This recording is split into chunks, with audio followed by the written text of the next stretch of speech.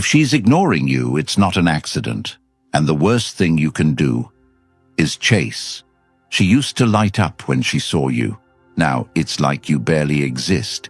And yet, you're still giving more, hoping it'll bring her back. But the truth? That silence is a decision. It's her way of seeing how far you'll lower your standards to keep her around.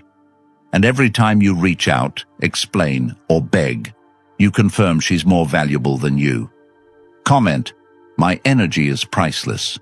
If you've had enough of being treated like an option, this isn't just about relationships. It's about your identity, your peace, your worth. And today, we're not just calling out the problem. We're changing everything. These 5 ways will rebuild your power, make her regret pulling away, and give you back control of your life. Number 1. Stop rewarding cold behavior. It starts with a feeling. You sense the difference before she even says a word. Her energy pulls away slightly. Her responses shorten. The tone becomes colder, more indifferent, like your presence is more of an obligation than something she enjoys. And you begin to overthink, analyzing texts, double-checking emojis, watching who she's online with. And slowly but surely, you shrink, not physically, but emotionally, mentally, spiritually. Because every time she responds with less, you respond with more. You overcompensate thinking, if you just love harder, message more, show her you care, she'll come back to how things were. But that version of her doesn't exist anymore, because she no longer fears losing you. And the moment she senses you fear losing her, the dynamic shifts permanently. Not because you're weak, but because you're rewarding the shift instead of responding to it with strength. You're making her silence comfortable by filling it with your noise, giving her all your time while she ration hers, letting her act like your attention is a burden instead of a gift. And what this does is slowly chip away at how you see yourself. You begin to question your worth based on how often she replies. And that's a trap, a brutal loop where her inconsistency becomes the measure of your value. But the truth is, when someone changes their behavior toward you, when they start giving you less, the only response that restores your self-respect is to give them less too, not out of spite, not to manipulate, but because it's the only way to maintain your dignity, to show yourself that you matter even if she forgets. And if you've ever had to wonder why someone who used to crave you now acts like you're invisible, remember this. People don't forget what they had. They just stop respecting it when it comes too easy, when it asks for nothing in return. And what you must do is remove the reward of your attention from those who no longer earn it. Because you don't train someone to value you by rewarding disrespect with patience or emotional starvation with loyalty. You train them to see you as disposable, and even if she doesn't say it out loud, her actions scream that she thinks she can keep you around without showing up for you emotionally. And if you accept that, if you chase her through silence, you're not loving her. You're abandoning yourself, the version of you who knew what peace was, what joy felt like before all this guessing, the version who smiled without checking if she'd respond to your latest message. And that version of you is who you have to protect now, even if it means walking away from the fantasy of who she used to be, because you can't heal in the same environment that broke you. You can't find peace in the same place you started questioning your worth. And if you think staying and being more understanding will earn you love, understand this. People don't respect what they don't fear losing. And the longer you stay in the waiting room of someone's indifference, the more invisible you become. Not just to them, but to yourself. And that's the real cost, not her silence, but your own. The silence you fall into when you stop showing up for yourself. When your day revolves around whether she texts, whether she watches your story, and you've been taught to endure, to stick it out, to prove you're not like the rest. But what's that proof worth if you're proving it to someone who stopped caring 3 energy shifts ago? If you're sitting in emotional bankruptcy hoping for a deposit from someone who's withdrawn everything and left you overdrawn, and if this sounds harsh, It's because love without boundaries isn't love. It's desperation, and desperation repels the very thing you're chasing. And the only way out is to stop rewarding her behavior, to stop responding to being ignored with more affection, to stop giving her the satisfaction of knowing you'll always be there, no matter how she treats you. And instead, step back, not loudly, not with some petty announcement, but silently, because the most powerful move is always calm detachment, not for her. Not so she'll change, but for you, so you can finally breathe again, think again, be again, because you were someone before she walked in, and you'll be someone after she leaves. And when you truly stop rewarding coldness with warmth, something shifts. Not just in her, but in you, because you realize you were never asking for too much. You were just asking the wrong person, and the right person doesn't make you beg for the bare minimum. They don't confuse silence with power. They communicate, they show up, they appreciate what you bring. But that person won't show up until you stop sitting in spaces where love is a transaction you keep paying into but never receive. And so, now your job is simple. Not easy, but simple. Detach, breathe, reflect, and remove your presence from anyone who treats it like an afterthought. Not to punish, not to win her back, but because you owe it to yourself to no longer fund your own disrespect. And the minute you do, when you stop chasing, stop explaining, stop showing up where you're not wanted, you'll see something shift. Not just in her, maybe not in her at all, but in your own reflection, in your own soul.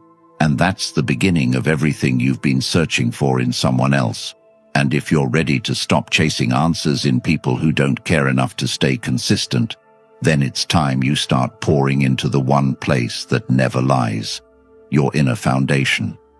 That's why I created the Stoic Relationship Blueprint, a guide built for men who are tired of feeling lost, tired of feeling disposable, and ready to take full ownership of their emotions, their relationships, and their future. This isn't just a book. It's packed with timeless Stoic principles designed to give you clarity, control, and confidence, no matter what she does. And now, it's also available in audiobook format so you can absorb these life-changing truths while taking a walk, on a run, driving, or wherever you need strength the most. You don't have to flip pages to feel the shift. Just press play and let it rewire the way you think, act, and carry yourself. Linked in the comments. Once it's yours forever. No subscription. Just pure, permanent access to the kind of wisdom that turns pain into power. Don't let another day go by reacting to someone who couldn't care less. Equip yourself with the mindset to never be shaken by someone else's behavior ever again. Number 2, pull back with calm. You feel the shift, not just in her words, but in what she no longer says, in the pauses, the delays, the way she talks to everyone else, but finds a reason to say less to you. And what most people do at this point is panic. They double down, send more messages, try to rekindle the spark by acting sweeter, more available, more agreeable. And what they don't realize is that this very act confirms to her that she has the upper hand, that you fear losing her more than she fears losing you, and that imbalance breeds nothing but contempt over time. Because once someone sees they can back away without consequence, they will do it again, and again, and again, until your self-worth is buried beneath their patterns. So instead of reacting, you must do the one thing most never do. Nothing. Not the kind of nothing that hides resentment, but the kind that comes from complete stillness, where your mind stops spinning around her distance and starts focusing on what that distance is teaching you. Because when someone pulls away and you chase, you lose yourself. But when someone pulls away and you observe without reacting, you gain insight. And that insight is everything. It tells you who they are when they think they no longer need to impress you. It shows you if their presence was ever built on genuine connection or just validation seeking. And when you pull back with calm, you're not playing games, you're not being petty, you're simply stepping into your power, because you've realized that not every action deserves a reaction, especially when that action was designed to test your boundaries. And if your default setting is to overgive, over-explain, over-commit, pulling back will feel like punishment, not for them, but for you, because you've conditioned yourself to believe love is earned through effort, not through alignment. And pulling back isn't about withholding, it's about protecting. It's about creating space for clarity to emerge, because when you sit in silence, not with bitterness, but with awareness, you begin to see everything you couldn't see while trying to fix someone else's lack of effort. And in that space, you remember that people don't just treat you how they feel about you. They treat you how you allow them to. And if you've been making it easy to access your energy without reciprocation, you've been teaching them that their inconsistency has no consequence, and that must end, because your peace is not negotiable, your time is not disposable, and your presence is not a placeholder. So you start showing that by not reacting to breadcrumbs, by not rewarding indifference with increased attention, by not trying to decode behavior that is already telling you everything you need to know, because silence is communication, and the way you respond to it shapes how they see you from that point forward. And in pulling back, you create a vacuum, and in that vacuum, one of two things happens. Either they come closer with intention, or they fade completely, and both are wins. Because if they come back with clarity, you've taught them what it means to be valued. And if they disappear, you've just removed someone who was never truly with you. And yes, it hurts. But hurt with clarity is better than comfort in confusion. And pulling back isn't a test for them. It's a revelation for you. It reveals who stays when you stop performing. It shows you who wants you beyond what you offer. And it strengthens your resolve to no longer chase those who treat you like an afterthought. And the calm is essential, because if you pull back with anger, you're still giving them control, but if you pull back with peace, you're taking full ownership of your emotional reality. And that is what true strength looks like. Not loud, not aggressive, but rooted, anchored, firm, unshaken. And from that place, you begin to rebuild the foundation of your life, one boundary at a time. And maybe she notices, maybe she reaches out, maybe she doesn't. But none of that is your concern anymore. Because you're not pulling back to get a reaction. You're pulling back because your energy deserves a return. And if they can't give that, they don't deserve to stay close. And this mindset shifts your entire approach, not just with relationships, but with life. Because now, instead of clinging to what's slipping away, you learn to release what resists you. And in doing so, you become the kind of person who doesn't need to chase love, because they embody it, not through words, but through standards, through how they walk away when disrespected, how they sit in silence without fear, how they stay calm even when their emotions beg them to react. And that kind of power cannot be faked. It's built through discipline, through choosing solitude over subpar connection, through valuing inner peace over temporary comfort. And once you taste that, you stop settling for less. Not because you hate others, but because you finally love yourself enough to protect your space. And if you've ever pulled back and felt guilty, let that go. Because guilt is the language of those who've been conditioned to overextend, to fix, to explain. And your new language is peace, clarity, alignment, and respect. And you don't need her to understand your silence. You don't need closure or validation or apology. You just need to know that you responded with integrity, that you acted from strength, that you chose you. And that is the ultimate power, not in changing her behavior, but in mastering your own. Number 3, focus on your purpose, not her. You lose yourself the moment you let someone else become the center of your day. Because when your thoughts begin and end with them, when your productivity depends on their mood, When your self-worth rises and falls with how much attention they give you, you've handed over the keys to your peace, your focus, your identity.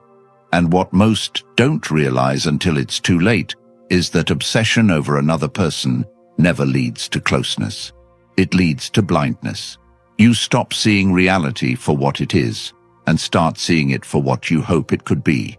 And in that space you make excuses, you overlook patterns, you justify cold behavior, and you place your progress on pause, thinking that if you just give them enough time, enough space, enough love, they'll come back around.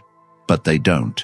And even if they do, it's not the way you imagined, because anything gained through neglecting yourself will never bring peace, and this is where you must make the shift, the one most never make. The moment you decide that your purpose, your mission, your time, and your energy are no longer available for rent, especially not to people who treat them like background noise. And when you turn your focus inward, everything changes. Not instantly, but radically, because you start waking up with a sense of control again, not because she called or didn't, but because you've chosen to call yourself out of the mental cage you've been living in. And this is how freedom begins. Not with a clean break, but with the decision to prioritize what builds you, not what breaks you. Because the truth is, a distracted man is a destroyed man, and too many are walking through life half present, half committed, half alive, because their attention is tied to a person who doesn't even care if they're breathing. And the irony is that while you're losing sleep thinking about what you did wrong, she's moving through her day, untouched, unbothered, maybe even entertained by the idea of your devotion. And this isn't bitterness, it's clarity. Because clarity doesn't always come from words. Sometimes it comes from silence, from distance, from watching someone remove themselves while you're still trying to write them into your future. And that's your wake-up call. Not to chase, not to beg, not to win her back, but to get back to what you were building before she distracted you. Because every dream you shelved for her, every gym session you skipped, every plan you delayed hoping she'd notice, none of it brought her closer, and all of it took you further from yourself. And now, the only way back is through discipline, the kind of discipline that rewires your days, your thoughts, your rituals. Because when you place your focus on your purpose, you no longer have time to question why she stopped texting. You're too busy improving, creating, building a life that no longer needs her validation to feel complete. And this kind of shift is uncomfortable because your mind is conditioned to crave her attention as proof that you matter. But that's a lie you've believed for too long. And once you stop believing it, you become dangerous. Not in a violent way, but in a focused way. The kind of danger that comes with knowing exactly who you are and refusing to waste that identity on someone who made you question it. And the reason most men stay stuck is because they're waiting for closure. But purpose doesn't need closure. It only needs commitment. So instead of asking why she left, ask why you stayed so long in a place that made you doubt yourself, and start rebuilding the routines that sharpen you. Wake up early even when you're tired. Hit the gym even when your mind says you're broken. Pick up the books you once read when you were clear-headed. Write down your goals with brutal honesty, and hold yourself accountable like your life depends on it. Because it does. And the more you do this, the less power her silence has over you, because silence doesn't distract someone who is busy creating. And as your focus sharpens, so does your aura. And people will notice not just her, but everyone, because there's a confidence that can't be faked. One that only comes from knowing you are living in alignment with your values, not someone else's attention span. And maybe she'll come back around, maybe she won't. But either way, you've already won because you're no longer waiting for someone else to validate your existence. You've taken full responsibility for it. And now, when someone enters your life, they're not entering a space of desperation. They're entering a space of excellence, one that you've built brick by brick while everyone else was waiting for someone else to change. And this is what separates those who move on from those who stay trapped. because purpose is the cure for emotional chaos. It's the compass that keeps you steady when everything else is uncertain. And if you're serious about reclaiming your life, you must stop waking up thinking about her and start waking up thinking about what you're building, who you're becoming, and what legacy you're leaving behind. Because at the end of the day, no one is coming to save you, especially not the person who's ignoring you. And the sooner you accept that, the sooner you start saving yourself. Number 4. Be unfazed. The moment you stop reacting to her behavior is the moment she starts questioning it, not because you're playing games, but because you finally realized that your peace matters more than her inconsistency. And if you've ever sat there staring at your phone, hoping for a reply that never comes, overthinking every past conversation trying to figure out what went wrong, understand this. You're not hurting because she's ignoring you. You're hurting because you've made her response a requirement for your self-worth. And when you make someone else responsible for how you feel, you give them the power to control your emotions, your actions, your entire mindset. But that power was never meant to be outsourced. And being unfazed doesn't mean you stop caring. It means you stop depending. It means you let go of the need to control how others see you, how they respond, how they show up or don't, and you shift the focus back where it belongs, which is on how you carry yourself, regardless of how others treat you. Because anyone can be composed when everything goes their way, but very few can stay centered when they feel disrespected, abandoned, or unseen. And this is where your real strength is tested, not when life is easy, but when silence screams at you to react, when rejection pokes your ego and dares you to lose composure. And being unfazed is about responding with principle instead of reacting with impulse.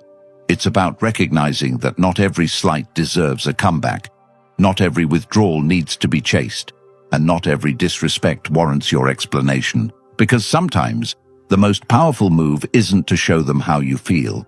It's to feel it in private and still carry yourself with grace. And what most people don't understand is that reacting is cheap. Anyone can get emotional. Anyone can rant or beg or explain endlessly. But restraint, that's rare. And it's in that restraint that your value is revealed, not to them, but to yourself. Because every time you choose not to break character for someone who clearly doesn't respect your presence, you reinforce your own standard. And this isn't about being cold. It's about being clear. It's about realizing that someone pulling away doesn't mean you failed. It means they've shown you their capacity. And once you see that, you can decide whether you're willing to lower your energy to match theirs, or if you'll simply detach and keep moving without losing your dignity in the process. And if you've ever been ghosted, breadcrumbed, or emotionally manipulated, the temptation is to call them out, to get closure, to defend your worth. But the truth is, real closure comes when you stop needing their apology to move on, when you decide that your peace is non-negotiable, even if they never acknowledge the harm they caused. And this level of control isn't built overnight. It's trained. It's earned through self-discipline, through daily choices to not let their behavior dictate your reactions, to not let your mood shift based on their validation, to not let your identity fluctuate with their attention, and instead you start focusing on what you can control, your thoughts, your energy, your boundaries. And the moment you do that, everything changes, because now you're not waiting, not checking, not guessing, you're living. And that kind of stillness is unsettling to people who are used to controlling you with inconsistency, because when their silence no longer affects your energy, they lose access to what made them feel powerful, and you gain access to a version of yourself who's no longer desperate for someone else to choose them, because you've already chosen yourself, and that version of you starts walking taller, thinking clearer, acting wiser, not out of ego, but out of alignment. Because when your values are clear, your decisions become easy, and when someone treats you like an option, you don't need to argue. You just exit, not out of bitterness, but because you don't negotiate your self-respect. And if she texts, she texts. If she doesn't, she doesn't. But either way, you're good, because your day isn't built around her availability. It's built around your mission, your goals, your discipline. And the more you do this, the more attractive you become. Not just to others, but to yourself. Because now you're no longer seeking validation. You're walking in self-certainty. And people can feel that even if they can't explain it. And yes, she might notice. She might come back. She might test you again. But this time you're not emotionally available for inconsistency. This time you've seen behind the curtain, and no amount of charm can undo the truth of how someone made you feel when they thought they had options. And now you do too. The option to walk, to pause, to pivot, to grow, to evolve without needing her to validate the process. And being unfazed isn't just about silence. It's about detachment from outcomes. It's about knowing you'll be okay even if she never says another word, even if she moves on, even if you never get closure, because the closure was never hers to give. It was always yours to take. And now you're taking it, not with bitterness, but with clarity. And in that clarity, you reclaim your power. And that power becomes the foundation of everything you build from this moment forward. Number 5. Walk away if nothing changes. You reach a point where staying is more damaging than leaving. A point where every second you wait for her to notice your worth is a second you're silently teaching yourself to settle for less. And this isn't about being cold. It's about recognizing that love without respect is manipulation dressed in comfort. And if her patterns show you that she's indifferent, distracted, or completely detached, then your choice isn't between fighting harder or giving up. It's between self-preservation and self-destruction. Because walking away isn't weakness. It's proof that you finally believe your peace is more important than her potential. And for too long, you've convinced yourself that if you're just patient, if you give her space, if you don't push too hard, she'll eventually circle back with clarity. But she doesn't. And even when she does, she comes back to the version of you that allows disrespect. The one who's still sitting there hoping silence turns into commitment. But commitment doesn't come from absence. It comes from presence, consistency, honesty. And she's not giving you any of that, and you know it. Deep down, you've known it for a while, but you've been waiting for the pain to outweigh the hope before you take action.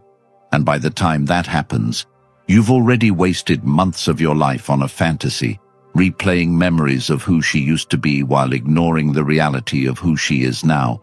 And that gap, that space between who she was and who she is where most people live, stuck in denial, bargaining with their own potential, just to keep someone around who stopped valuing them long ago. And that's not love. It's fear. Fear of being alone. Fear of starting over. Fear of admitting you bet on the wrong person. And until you face that fear, it controls you. It owns you. It manipulates every choice you make. And it convinces you to tolerate things you swore you never would. And you start rationalizing disrespect, saying things like, she's just going through something, or maybe it's my fault. But none of that changes the fact that her effort is gone, her interest is gone, and you're still holding on because you don't want to feel like you wasted your time. But here's the truth. You don't get that time back by staying longer. You get it back by learning the lesson and moving forward. And if nothing changes, if her behavior remains cold, distant, inconsistent, if you're the only one reaching out, initiating, apologizing, explaining, while she lives her life like you don't exist, then the longer you stay, the more you betray yourself. And betrayal from others hurts. But betrayal of self is what truly breaks you. Because when you ignore your own boundaries just to keep someone around, you teach yourself that your standards are negotiable. And once you lose respect for your own standards, everything else crumbles. Your focus, your discipline, your drive, your joy, and you start building your life around the hope that one day she'll look at you and see what you've always seen in her. But that day never comes, And even if it does, it'll be too late, because by then, you'll be a shell of who you once were, emptied out by the emotional labor of loving someone who only loved your availability, not your soul. And the worst part is, you'll know it. You'll know you stayed too long, gave too much, asked too little, and you'll carry that bitterness with you into every relationship after, unless you decide right now, in this moment, that your healing matters more than her habits, that your time is too expensive to be spent on confusion, and that your worth is not up for negotiation just because someone you care about won't match your effort. And when you walk away, you don't need to announce it. You don't need to explain it. You don't even need to hope she understands it. You just need to live it, because walking away is a decision, not a performance, and the people who get it, and the ones who don't, never mattered in the first place. And yes, it hurts. It always does. But hurt is temporary. Self-abandonment is forever. So you choose the pain that ends now, not the pain that drags on for months, while you slowly forget who you were before she made you feel replaceable. And if you're waiting for a sign, this is it. Not because I said it, but because you've already said it to yourself 100 times in your head. Every time you reread the same dry text. Every time you waited for her to call back. Every time you downplayed your needs just to avoid tension. And you're not crazy. You're not too much. You're not asking for perfection. You're asking to be valued. And if that's not happening, then staying is not loyalty. It's self-betrayal. And walking away is not giving up. It's choosing you. And when you finally choose you, everything starts to shift. Not because the world changes, but because you do. Because you start seeing red flags as stop signs, not challenges. You start recognizing that energy doesn't lie, and that you don't need someone's permission to take your power back, and you begin to carry yourself differently. Not with bitterness, but with certainty. Not with ego, but with boundaries. Not with hate, but with clarity. And you become the kind of person who doesn't chase, doesn't beg, doesn't lose themselves in the hope that someone else will finally see them, because you see yourself now, and that's all you ever needed. And the second you walk away from what isn't feeding you, you make space for everything that will. You've been told to stay quiet, to stay patient, to be the nice guy who waits in silence while his value gets stepped on. But where has that gotten you? This world isn't designed to teach you how to lead yourself through emotional chaos. It profits from your confusion, your pain, your obedience. The Stoic relationship blueprint is your rebellion, packed with timeless Stoic truths that no one ever handed you growing up, truths that will flip the way you think, respond, and carry yourself in any relationship. And now it's available as an audiobook, so you can build yourself up while walking, training, or simply reclaiming your focus. Because this isn't just knowledge, it's your new weapon, and once you have it, it's yours forever. If you're done playing the fool in someone else's game, comment "I choose clarity," like this video, and subscribe to help more men escape the trap and save themselves years of regret. The link is in the comments.